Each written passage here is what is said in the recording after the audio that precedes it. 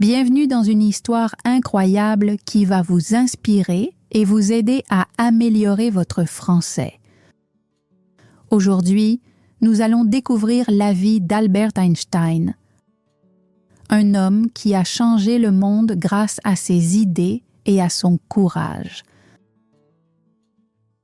En écoutant, faites attention aux nouveaux mots et expressions que je vais introduire. Il ne s'agit pas seulement d'apprendre le français, mais aussi de voir comment le travail acharné et la curiosité peuvent mener à la grandeur. Alors, prenez un carnet, restez concentrés et commençons ce voyage pour améliorer votre écoute, enrichir votre vocabulaire et trouver de la motivation dans la vie d'un génie. Albert Einstein est né le 14 mars 1879 dans une petite ville appelée Ulm, en Allemagne. Ses parents, Hermann Einstein et Pauline Koch, étaient des gens ordinaires.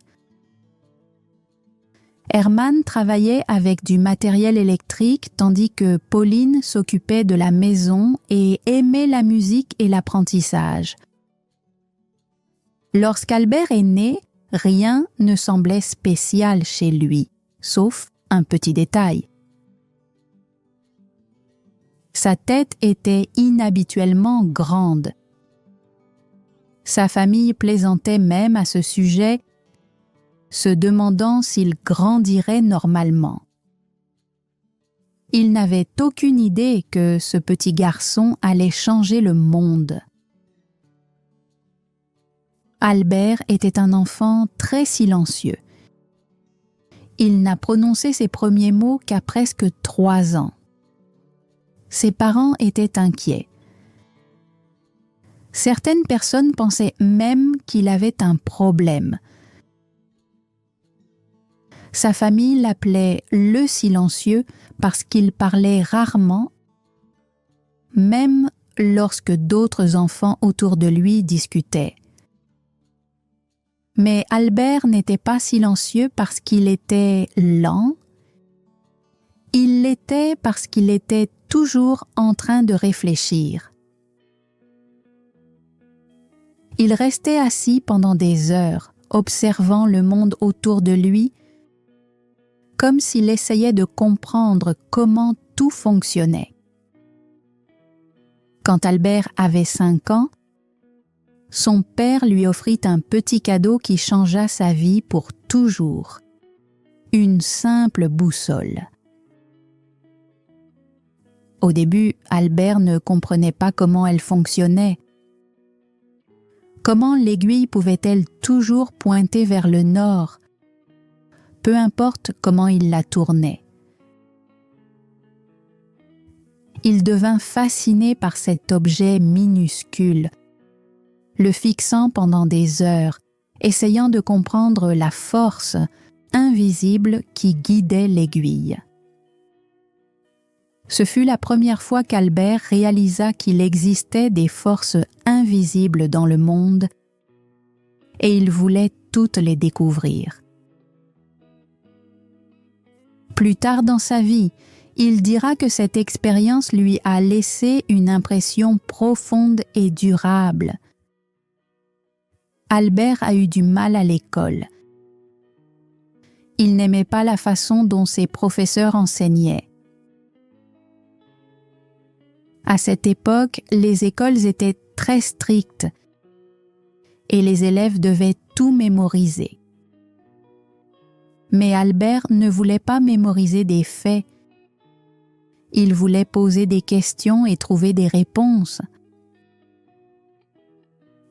Ses professeurs se mettaient souvent en colère contre lui. Un professeur lui a même dit « Tu es un échec. Tu ne réussiras jamais dans la vie. » Ces mots lui ont fait mal, mais Albert ne les a pas laissés l'arrêter.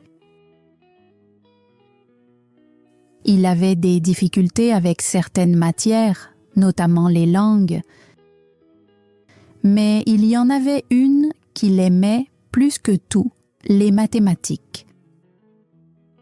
Il l'appelait le langage de l'univers et aimait résoudre des problèmes comme des énigmes. Même s'il avait des difficultés à l'école, sa famille croyait en lui. Sa mère, Pauline, remarqua son amour pour la musique et l'encouragea à apprendre le violon. Au début, Albert n'aimait pas s'entraîner, mais avec le temps, la musique devint un moyen pour lui de se détendre et de penser clairement. Son oncle, Jacob, contribua également à façonner son esprit. Jacob adorait les mathématiques et les enseignait à Albert de manière amusante et créative. Il lui disait souvent « Les mathématiques sont comme une chasse au trésor. Chaque problème est un indice qui te mène à la réponse. » Cela fit aimer encore plus les chiffres à Albert. Albert était différent des autres enfants. Alors que les autres jouaient, il passait des heures à lire des livres et à imaginer comment le monde fonctionnait. Il adorait les histoires sur les grands scientifiques et rêvait de faire ses propres découvertes. Un jour, en rentrant de l'école, Albert se posa une question. Que ressentirait-on en chevauchant un rayon de lumière? Cette question resta dans son esprit pendant des années. Ce fut le début de son voyage de toute une vie pour comprendre la lumière, l'espace et le temps. Quand Albert avait 15 ans, sa vie devint difficile. L'entreprise de son père fit faillite et la famille dut déménager en Italie. Albert resta en Allemagne pour terminer ses études. Mais il détestait être loin de sa famille. Il se sentait seul et malheureux. Finalement, Albert décida de quitter l'école sans terminer ses études. Il ne supportait plus les règles strictes et les enseignants sévères. À la place, il commença à apprendre par lui-même. Il lisait des livres sur la science, la philosophie et les mathématiques, s'enseignant tout ce qu'il voulait savoir. C'était un choix risqué. Beaucoup de gens pensaient qu'il avait ruiné son avenir en quittant l'école. Mais Albert s'en fichait. Il croyait que l'apprentissage était plus important que le respect de règles strictes. Albert Einstein était déterminé à accomplir quelque chose de grand dans sa vie. Après avoir quitté l'Allemagne, il s'installa en Suisse, un pays connu pour son système éducatif moderne. La Suisse était différente de l'Allemagne. Les écoles y étaient moins strictes et les étudiants étaient encouragés à penser librement. C'était exactement ce dont Albert avait besoin. À 16 ans, Albert écrivit son premier article scientifique. Il n'était pas parfait, mais il montrait qu'il avait un grand potentiel.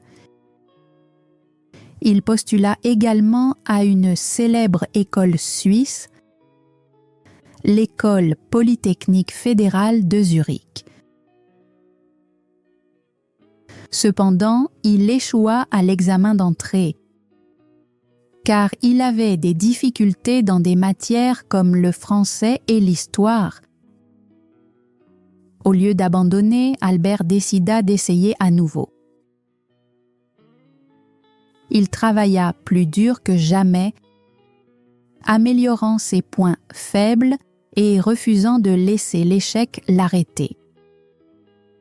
La jeunesse d'Albert Einstein fut pleine de luttes et de doutes. Les gens ne le comprenaient pas toujours, et il fit face à des refus et des échecs. Mais il n'abandonna jamais. Sa curiosité, sa détermination et son amour pour l'apprentissage le poussèrent à avancer. À 17 ans, Albert tenta de nouveau d'entrer à l'école polytechnique fédérale de Zurich.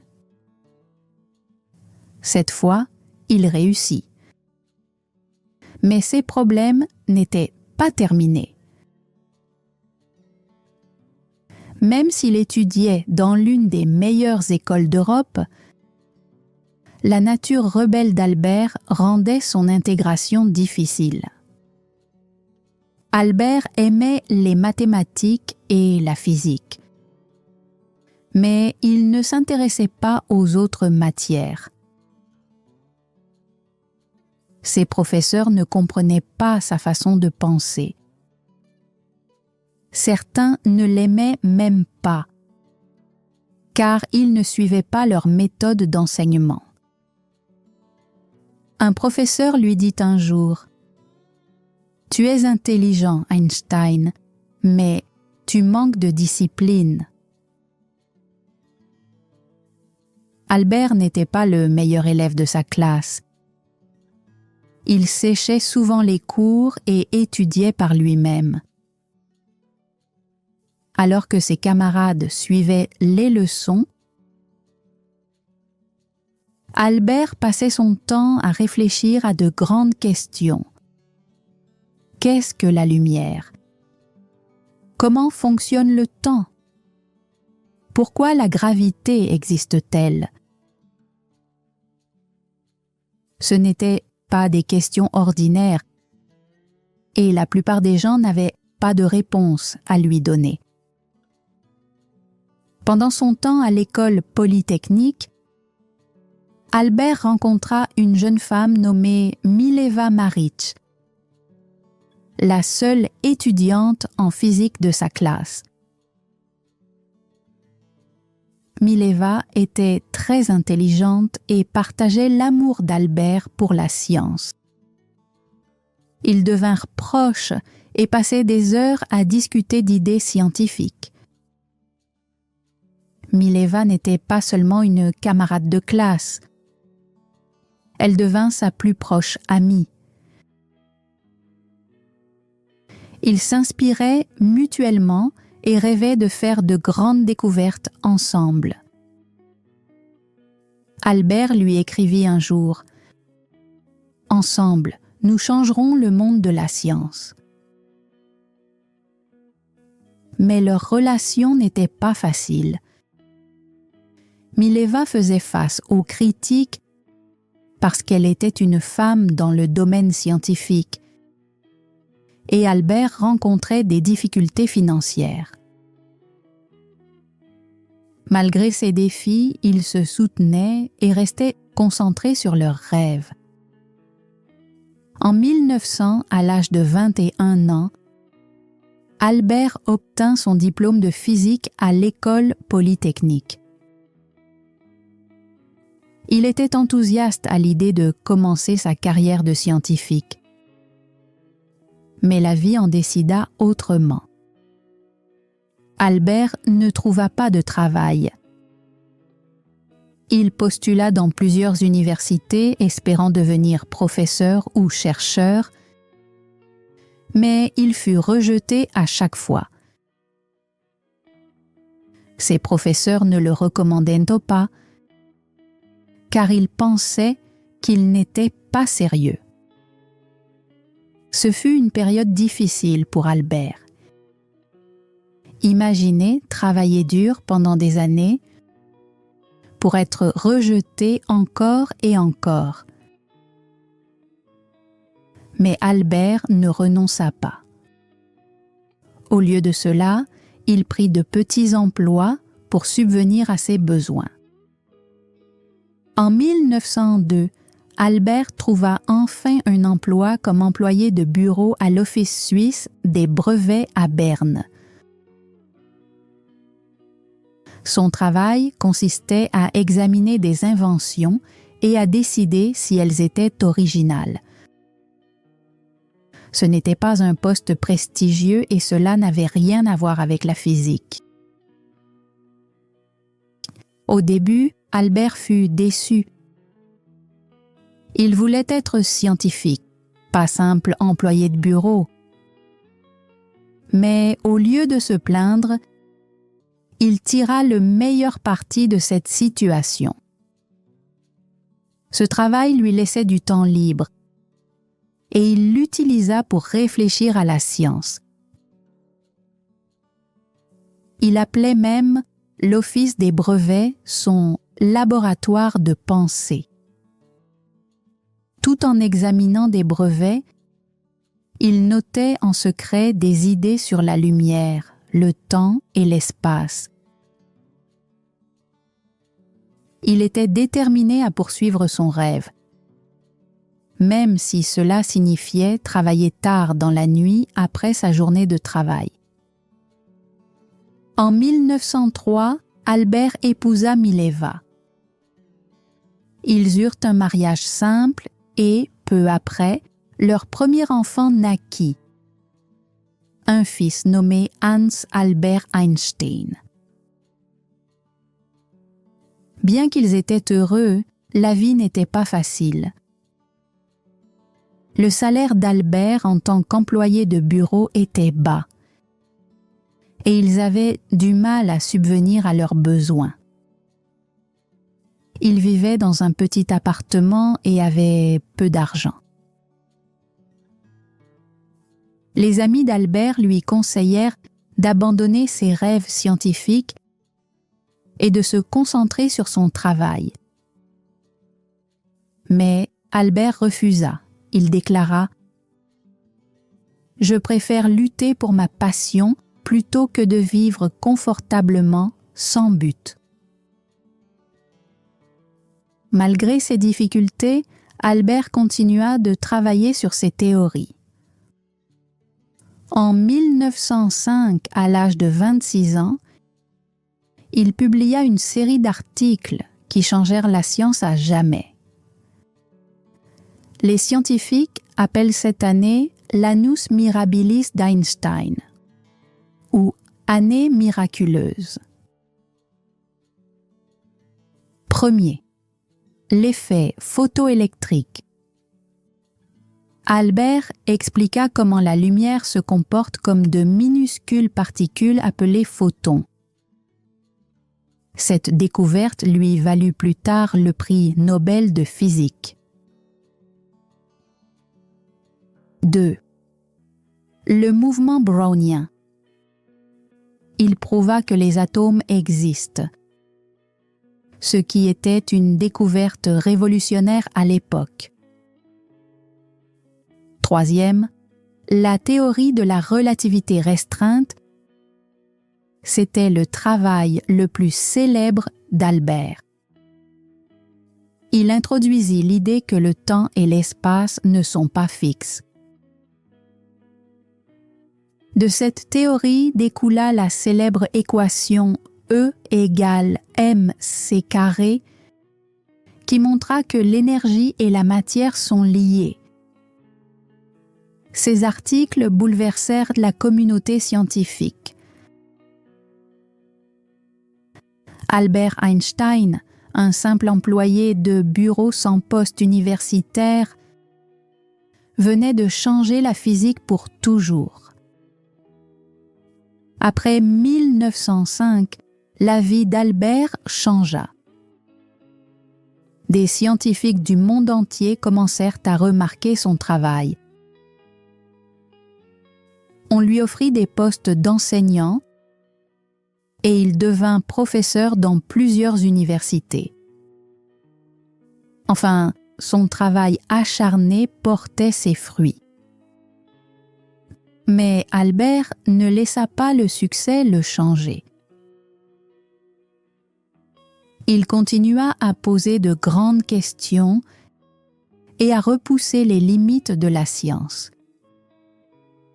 Il croyait que la connaissance n'avait pas de fin et que la curiosité était la clé pour comprendre l'univers. Le parcours d'Albert Einstein, d'un employé de bureau en difficulté à un scientifique de renommée mondiale, montre le pouvoir de la détermination. Son histoire nous enseigne 1. L'échec n'est pas la fin, c'est une étape vers le succès. 2. Croire en soi est plus important que chercher l'approbation des autres. 3. Les grands rêves exigent de grands sacrifices. En 1909, les incroyables découvertes d'Einstein étaient connues dans toute l'Europe. Il devint professeur à l'université de Zurich, puis partit enseigner à l'université allemande de Prague. Pendant cette période, Albert commença à réaliser l'importance de son travail. Les gens le voyaient désormais comme un génie, quelqu'un capable de résoudre les mystères de l'univers. Mais Albert resta humble. Il déclara un jour « Je ne suis pas un génie, je suis simplement curieux. Je reste avec les questions plus longtemps que les autres. » Cependant, la célébrité apporta des défis. Albert ne se souciait ni de l'argent ni du luxe. Il continua à mener une vie simple, portant ses vieux vêtements et se concentrant uniquement sur son travail. Alors que le monde le louait, Albert savait que son voyage était loin d'être terminé. En 1914, Albert s'installa à Berlin, en Allemagne, après avoir obtenu un poste prestigieux à l'Académie prussienne des sciences. C'était une étape majeure dans sa carrière, car il disposait désormais du temps et des ressources nécessaires pour se consacrer entièrement à ses recherches. Mais le monde était en train de changer.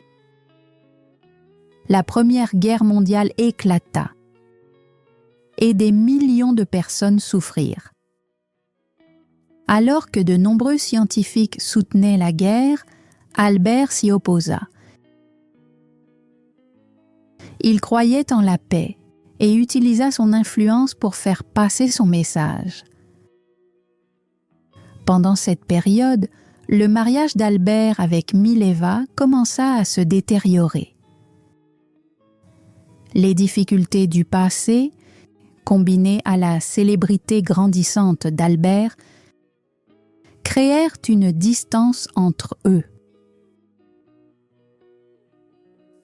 En 1919, ils divorcèrent, mais Albert s'assura que Mileva et leur fils soient bien pris en charge.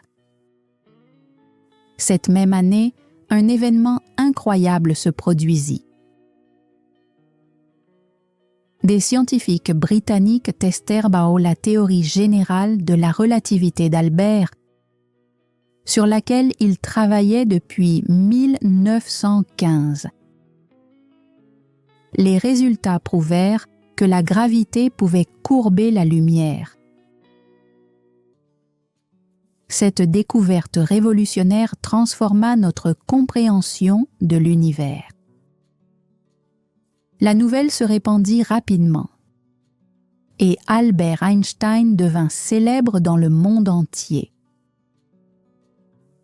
Les journaux titrèrent « La théorie d'Einstein prouvée vraie ». Pour la première fois dans l'histoire, un scientifique devint une célébrité. Lorsqu'on lui demanda ce qu'il pensait de sa célébrité, Albert répondit « Si mes théories sont fausses, les Américains diront que je suis un Allemand. Et les Allemands diront que je suis un Juif.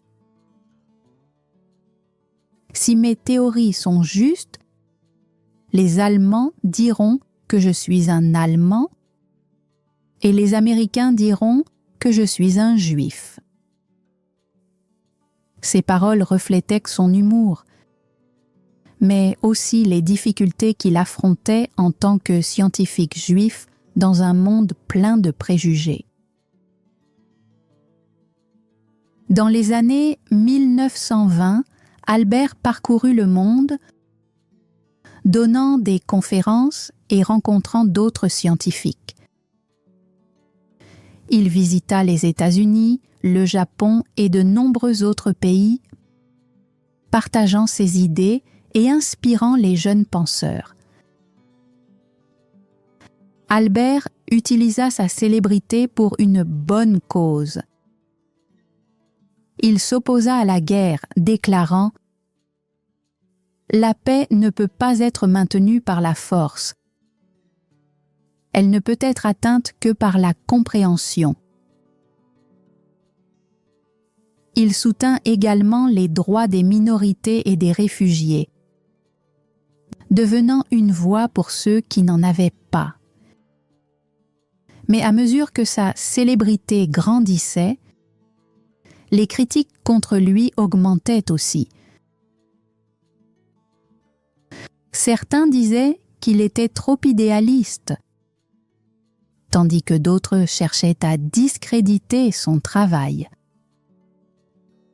Albert affronta ces défis avec calme et déclara un jour « Les grands esprits ont toujours rencontré une opposition farouche de la part des esprits médiocres. » En 1933, la montée du régime nazi en Allemagne força Albert à quitter le pays. En tant que scientifique juif, il était en grand danger. Les nazis brûlèrent ses livres et qualifièrent son travail de « science juive ». Albert s'installa à Princeton dans le New Jersey, aux États-Unis, où il rejoignit l'Institut d'études avancées. Il était profondément attristé par ce qui se passait en Allemagne, mais il garda espoir. Il déclara un jour « Au milieu de la difficulté se trouve l'opportunité ». Albert devint citoyen américain en 1940 et passa le reste de sa vie aux États-Unis. Pendant la Seconde Guerre mondiale, des scientifiques lui demandèrent d'aider à développer une bombe atomique. Bien qu'il n'ait joué aucun rôle direct dans sa fabrication, sa célèbre équation E égale mc² posa les bases de l'énergie nucléaire. Lorsqu'il apprit les bombardements d'Hiroshima et de Nagasaki en 1945, il fut profondément attristé. Il regretta que son travail ait mené à une telle destruction et passa le reste de sa vie à lutter pour le désarmement nucléaire. Il déclara un jour « L'humanité a inventé la bombe atomique, mais aucune souris ne construirait un piège à souris. » Même en étant l'une des personnes les plus célèbres au monde, Albert vivait simplement. Il refusait d'avoir une voiture, ne portait pas de chaussettes et adorait faire de la voile, bien qu'il ne sache pas nager. Sa curiosité ne disparut jamais. il continua à poser de grandes questions sur l'univers, de la nature des trous noirs à la possibilité du voyage dans le temps. Il croyait qu'il y avait toujours plus à apprendre. Dans ces dernières années, Albert se concentra sur la recherche d'une théorie unique capable d'expliquer toutes les forces de la nature. Ce défi reste encore non résolu aujourd'hui. Même lorsque sa santé déclina, il continua à travailler jusqu'à son dernier souffle. Le 18 avril 1955, Albert Einstein s'éteignit à l'âge de 76 ans. Ses derniers mots furent prononcés en allemand, mais l'infirmière à son chevet ne les comprit pas, et ils ne furent jamais enregistrés. Les contributions d'Albert Einstein à la science, à la paix et à l'humanité restent inégalées. Son histoire nous enseigne 1.